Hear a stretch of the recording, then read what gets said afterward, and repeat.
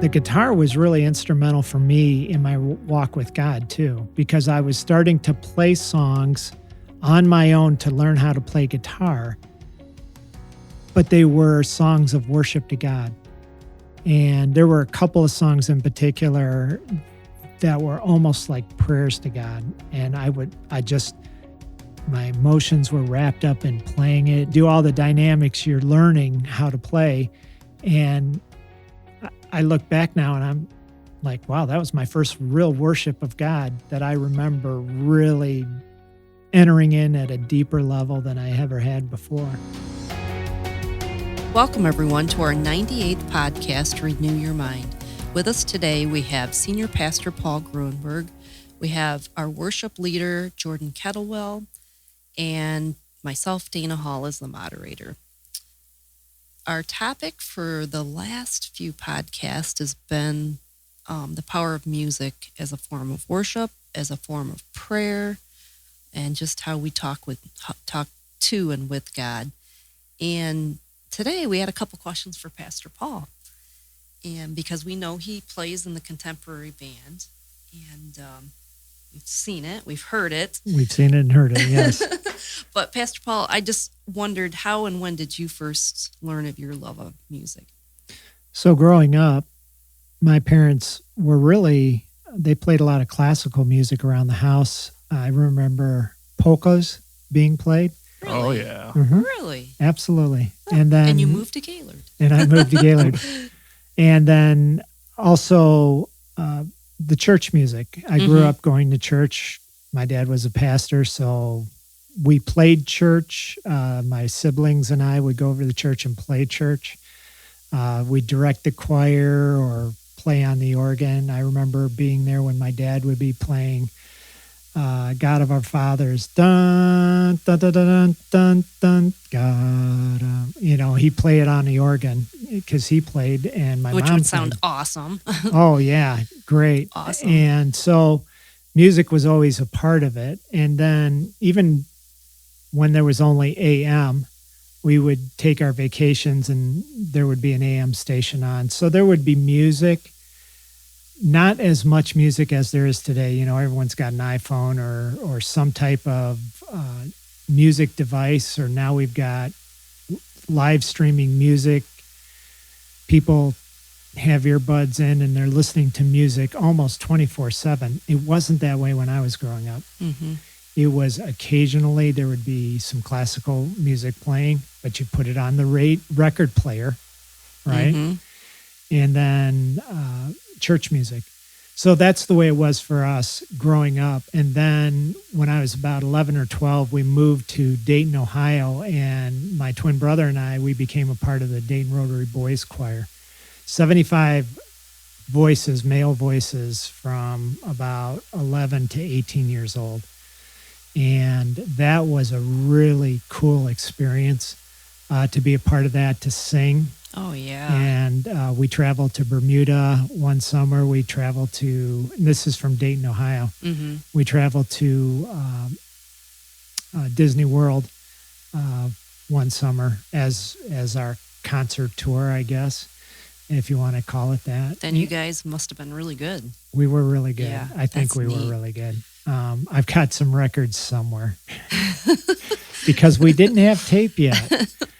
So music was always a part of it. The Dayton Rotary Boys Choir sang both sacred and non-sacred music. I remember Love to Teach the World to Sing in Perfect Harmony is the Coke song. Mm-hmm. It was the song that the Coke song? It's the Coke the song, choir? yeah. So it was pretty cool to do that and just to be a part of something bigger than yourself. I think that's what a lot of people want to be, is a part of something that's bigger than themselves. So who taught you how to play and or sing? Well, I think singing was just a part of being in church. We were probably in the junior choir and as kids. And I think Mom was the choir director then. And then my parents were the ones that talked to us about being a part of the Dayton Rotary Boys Choir. It wasn't like I remember saying, Mom, Dad, I got to be a part of this. It was like, hey, you They guys are signed you going to up. try out for this. Yeah. And I was a second soprano, of all things. Huh. Yeah, that's what happens when Well, you're... it was your twin brother. He was the first soprano. Okay. So we just learned to sing, and you kind of follow the notes. I couldn't tell you what a C note is. I couldn't say, hum an E. Is that close? I don't know. Good. So I'm not alone in that. I wouldn't be able to do that either. There are only so many people that have that kind of pitch perfect, sing an A flat. Okay. And they're singing an A flat. Now, if you wanted me to play one. So it was all kinds of music in the Danery Boys Choir. And then that was when what we call classic rock was really forming back in the 60s and 70s. And my older brother was huge rock guy. He loved rock. It was good, and the music that was coming out was both innovative at the time. I mean, any music nowadays is not innovative. It's just a repeat. Pretty much. Yeah, I got to agree with you on that. So the classic rock of the day, all of the music that was coming out, just really good stuff. I liked I think they were called the Letterman. And they did harmonies, 3-4-part harmonies for songs.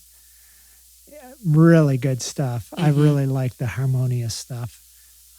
Boston, they had some, and that was maybe even more in the guitar licks, the harmony of the guitar licks, playing a third down or a third up or something like that. Mm-hmm. So it was really cool. And then it wouldn't be until I graduated from high school that I became a camp counselor for a summer. Mm-hmm. And trying to get my cabin of boys to sing was a challenge, you know. And I thought to myself, I'd rather be up there with those guys who are playing guitar. And I had a week where I didn't have a cabin of boys. And so I went to one of the counselors who always played the Friday night song that made everyone cry. And I asked her to teach me that song. And so she taught me the 3 or 4 chords, and I plucked it out over the course of the week. And when I got home, so that would have been August, I think it was, I got a guitar from J.C. Penney's, if you can, for $29. Tells you about the quality of that guitar. The strings were like, an inch from the fretboard, and so you really had to press in. Fingers bleeding by the time you were done playing one song. Bleeding. Yeah. And one of the guys that was up there playing gave me, it was a songbook from Concordia College. So it had a ton of what would be scripture music, scripture and song type of music. So it would be scripture put to music. Mm-hmm. And I'd heard enough that I could play and learn to play. And of course, some songs had a new chord, and you'd learn a new chord and play that in. And so I was playing some songs, and the guitar was really instrumental for me in my walk with God too, because I was starting to play songs on my own to learn how to play guitar. Mm-hmm. But they were songs of worship to God. And there were a couple of songs in particular that were almost like prayers to God. And my emotions were wrapped up in playing it. And sometimes you pick it and sometimes you strum it. And, you do all the dynamics. You're learning how to play. And I look back now and I'm like, wow, that was my first real worship of God that I remember really entering in at a deeper level than I ever had before. And then there was John Denver too, some of the other classic guitar music of the day. So that's how I learned to play, is just with a chord book, some songs. The songs had you play this chord here. So when I got there, I'd play that chord, and you just keep working at it until you get it down. I mean, most of the great classic guitarists, they just picked it up and they learned how to do it. Mm-hmm. They asked somebody else, well, how do you do that? And you know what's crazy is a lot of the great rock guitarists, classic rock, or just about any genre, even country, any of them, outside of actual classical guitar, you've got some guys that are virtuosos, went to school for it. They know the music theory inside and out. And other guys picked up a guitar and strummed a couple chords, and they sound the same. It's just crazy when you think about it, that some people can go through so much schooling, and then other people can just pick it up and they just have that talent. Yeah, and they can just go. Or the emotion, or I'm not sure, both, I guess. And it's mind-boggling to me, especially when you mentioned the great guitarist, and it made me think of that, because I've been playing guitar now for 22 years, I think. I couldn't bang out a guitar solo if my life depended on it. But you don't need to, right? Yeah, I mean, you really don't. Yeah. But in all that time, that's just a skill that it's always impressed me, when people can just pick up a guitar and play and do that kind of thing. Mm-hmm. Mm-hmm. How did your children become involved in music? I mean, I think it cascaded. Lene sings, and so there was always music around the house. It would be Christian music. I'm really angry with the Newsboys. If you're familiar with the Newsboys, they introduced my boys to a little bit harder Christian music at the time, which launched them into metal music. Oh my goodness. But my one son got drums for, I think, his 13th birthday, and he was upstairs banging along for the summer, and he ended up being in our praise team. And my other son, very gifted with recording. He ended up, his degree was in something technologies and new technologies. It was running a soundboard and videoing and that kind of technology. So he can set you up to hear the music the best possible and record it, that kind of thing. Mm-hmm. That's not what he's doing now, but and Brenna plays piano, and she's really good at she's just really good. She's good at keeping me on track as well, by the way. Yeah, when she plays, yeah. Just so you know,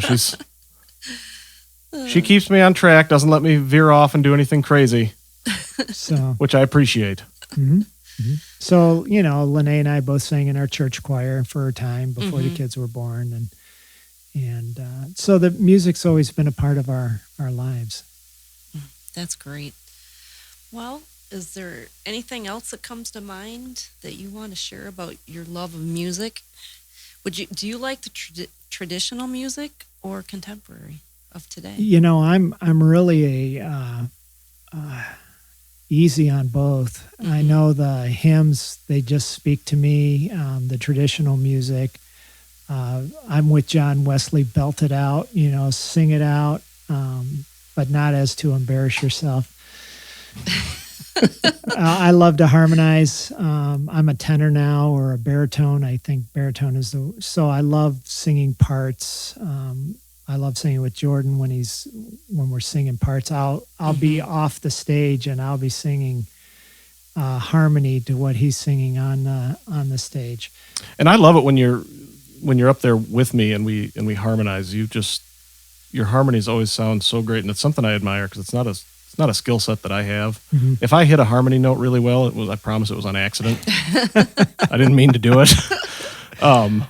But you have that just natural skill to go in and harmonize, and that adds so much to any song. Mm-hmm. And I really enjoy it. Yeah, it really does. It's that. What did you say? The congregational, the balance, the harmony. Mm-hmm. The gift of being a second soprano. There you go. So yeah, music, Christian music. I could take my guitar, go downstairs, and I could play for hours and hours and just worship. And just fun stuff. Yeah, I heard that bird too. Did you hear a bird? Yeah, I do. There's But yeah, it I just hear it. adds, it's harmonizing. It's so harmonizing, It's good. yeah. So Well, good. Well, thank you, Pastor Paul, for sharing that with us. And we're also glad that you're in the contemporary band as well. So, so thanks everybody for joining us. And if you want to visit us in person, we're at the First United Methodist Church of Gaylord. We're located at 215 South Center Street. We have a traditional service at 9 a.m. and a contemporary at 10:45 a.m. And if you can't make it in person, you can see us on Facebook or YouTube. If you have any questions, you can call us at 989-732-5380 or just Google our name, and our website will tell you everything you need to know. So thanks to our listeners. We appreciate you joining us.